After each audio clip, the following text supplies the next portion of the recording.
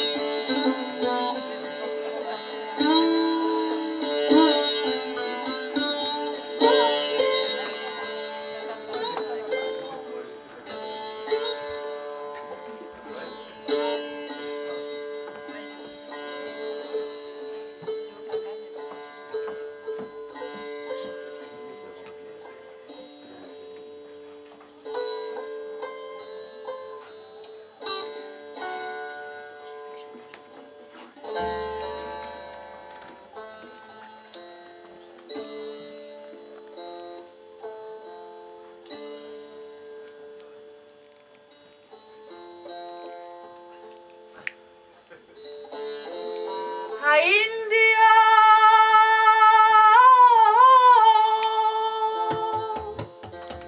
India,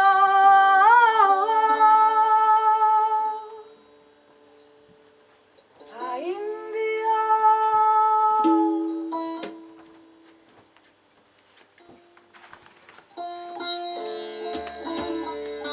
Le cercle du conte est ouvert. Ce soir, c'est le thème de l'alchimie. Alors, ce sera l'alchimie végétale. Je vais vous conter une histoire que j'ai rencontrée dans un parc. Un jour que je me baladais dans un parc, je vois une vieille dame. Si je vous parle de cette vieille dame, c'est qu'elle était un peu étrange. Déjà, elle était vêtue de costumes d'époque. Alors, d'une époque assez indéfinissable. C'était plein de soie, de tissu. Mais finalement, ça, c'est pas tellement étrange. Elle faisait aussi des câlins aux arbres. Des gros arbres. Moi-même, je fais des câlins aux arbres. C'est vraiment très agréable, notamment les palmiers poilus. Est-ce que quelqu'un a déjà fait des câlins à un palmier poilu? Non. À un autre arbre, peut-être? Ouais, toi, t'as... Ah, forcément, c'est une enfant qui répond. T'as déjà fait des câlins aux arbres? Et c'était quel arbre? C'était un arbre à l'école. Ben, c'est beau, à l'école, on fait encore des câlins aux arbres, c'est bien. Et ben là, c'était juste dans un parc.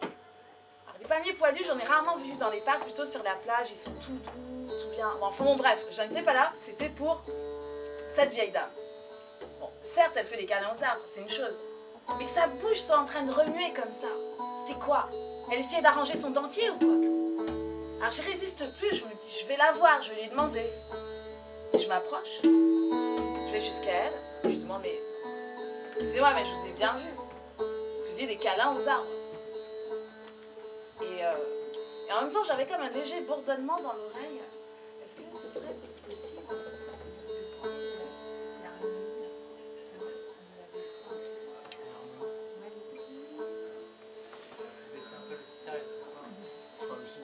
Ouais.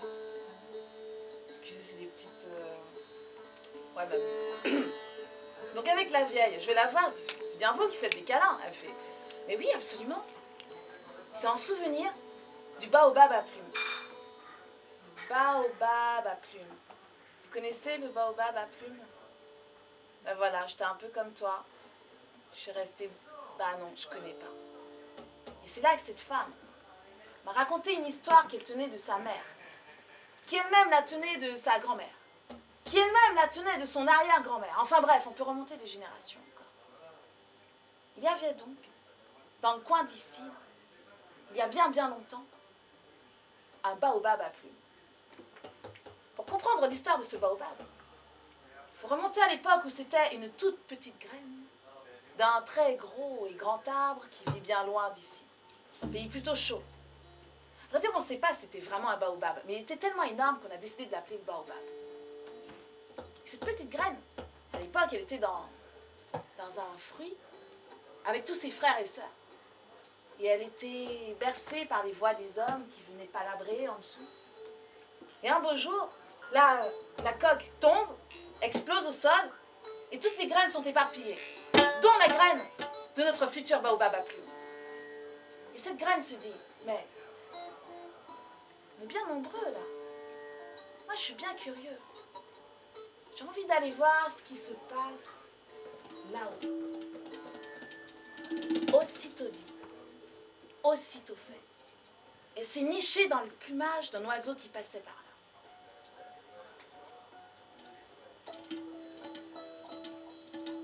Et c'est ainsi qu'à bord d'un goéland, d'un pélican, d'un martinet, d'un aigle, d'un colibri, c'est ainsi qu'elle a fait plusieurs fois le tour du globe.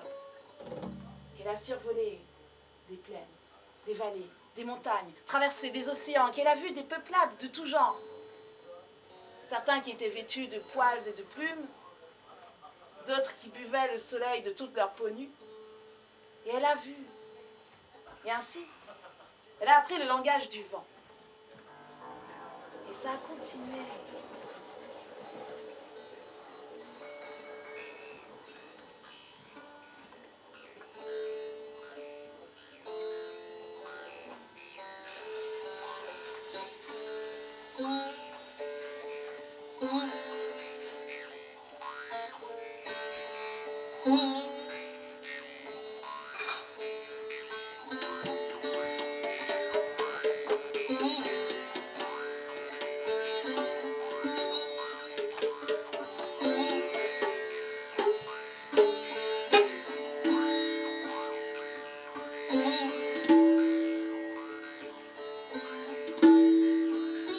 Jour,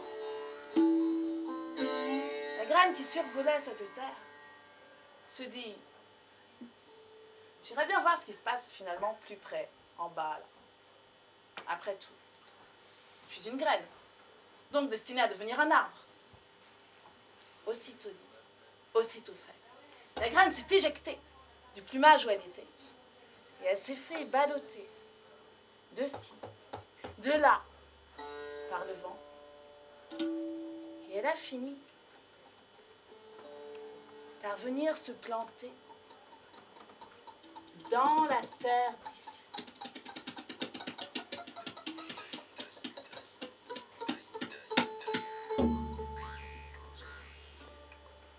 Elle s'est imprégnée de ses sucs, de ses humus, de ses senteurs, de ses saveurs. C'est devenu une pousse, puis un arbuste, un arbre avec un tronc énorme, des branches immenses, avec si peu de feuilles qu'on aurait dit un arbre à l'envers.